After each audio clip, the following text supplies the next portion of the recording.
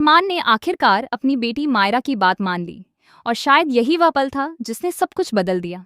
मायरा की मासूमियत, उसकी सच्ची चाहत और अपने परिवार को एक साथ देखने की जिद ने वह कर दिखाया जो बड़े बड़े रिश्ते भी नहीं कर पाते। अभीरा के दिल में जो दरारें पड़ चुकी थीं, उन्हें भरना आसान नहीं था। उसने बहुत कुछ सहा था, बहुत कुछ खोया था। भरोसा टूटने का दर्द सबसे गहरा होता है और यही दर्द उसके भीतर कहीं गहराई में बैठ चुका था। लेकिन जब अरमान ने अपनी गलती को समझा, उसे स्वीकार किया और मायरा की खुशी को सबसे ऊपर रखा, तब कहीं जाकर अभीरा के दिल में एक हल्की सी उम्मीद जगी। उसने सोचा कि शायद इस बार चीजें अलग हो सकती हैं, शायद इस बार रिश्ता संभल सकता है। पोदार हाउस में अभीरा की वापसी सिर्फ एक वापसी नहीं थी, बल्कि एक नई शुरुआत का संकेत थी। हर कोना, हर दीवार जैसे उनके पुराने पलों की गवाही दे रही थी। जहां कभी हंसी गूंजती थी, वहीं अब खामोशी ने जगह ले ली थी। लेकिन अब उस खामोशी को तोड़ने का वक्त आ चुका था। मायरा की मुस्कान इस घर की सबसे बड़ी ताकत बन गई थी। उसकी एक छोटी सी ख्वाहिश, मम्मी और पापा को साथ देखने की, अब इस कहानी का सबसे बड़ा मोड़ बन चुकी थी। मायरा की सोच बहुत साफ थी। वह नहीं चाहती थी कि वह अपने माता पिता के बीच बंट जाए। वह नहीं चाहती थी कि एक को पाने के लिए उसे दूसरे को खोना पड़े। उसके लिए परिवार का मतलब था साथ, और उसी साथ को पाने के लिए वह हर संभव कोशिश कर रही थी। उसने अपनी माँ से सवाल किया, एक ऐसा सवाल जिसका जवाब देना आसान नहीं था। अगर आप मुझे माफ कर सकती हैं, तो पापा को क्यों नहीं? इस सवाल ने अभीरा को अंदर तक हिला दिया।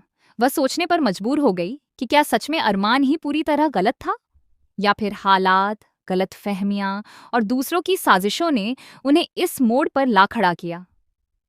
विद्या की चालों ने जो दीवार खड़ी की थी, वह इतनी मजबूत थी कि उसने एक मजबूत रिश्ते को भी कमजोर बना दिया।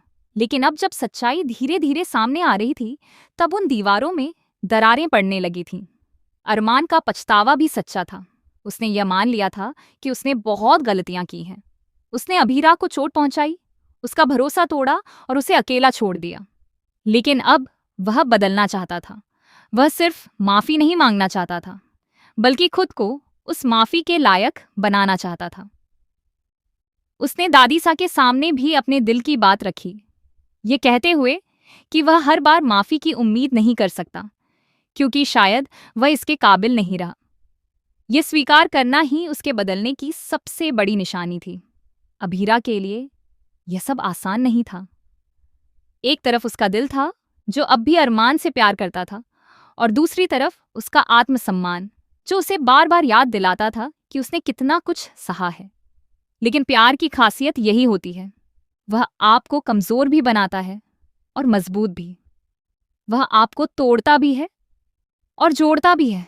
धीरे धीरे दोनों के बीच की दूरी कम होने लगी। छोटी छोटी बातें, नजरों का मिलना, एक दूसरे की फिक्र करना, ये सब इशारे थे कि रिश्ता अभी खत्म नहीं हुआ है, बस उसे एक मौके की जरूरत है। और यही मौका अब सामने खड़ा था। मुक्ति का पोदार हाउस में रहना एक अलग ही तनाव लेकर आया था। विद्या को यह बिल्कुल पसंद नहीं था और उसकी नाराजगी साफ झलक रही थी। लेकिन अब हालात पहले जैसे नहीं थे।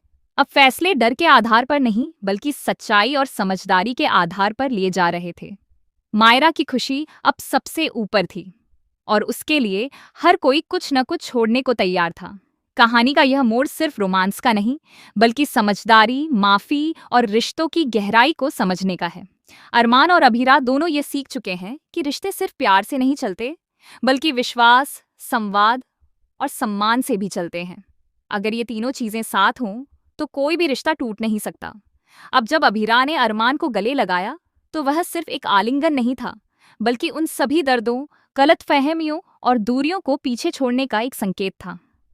यह उस नई शुरुआत का पहला कदम था, जहां दोनों ने यह तय किया कि अब वे किसी भी बात को अपने बीच दीवार नहीं बनने देंगे।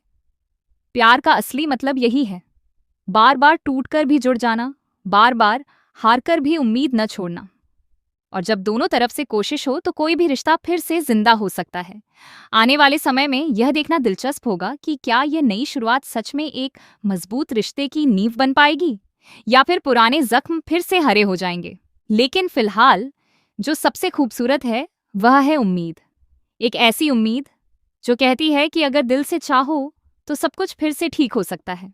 अभीरा और अरमान की ये कहानी हमें यही सिखाती है कि रिश्तों में गलती होना गलत नहीं है, लेकिन उन गलतियों को स्वीकार करना और उन्हें सुधारने की कोशिश करना सबसे जरूरी है।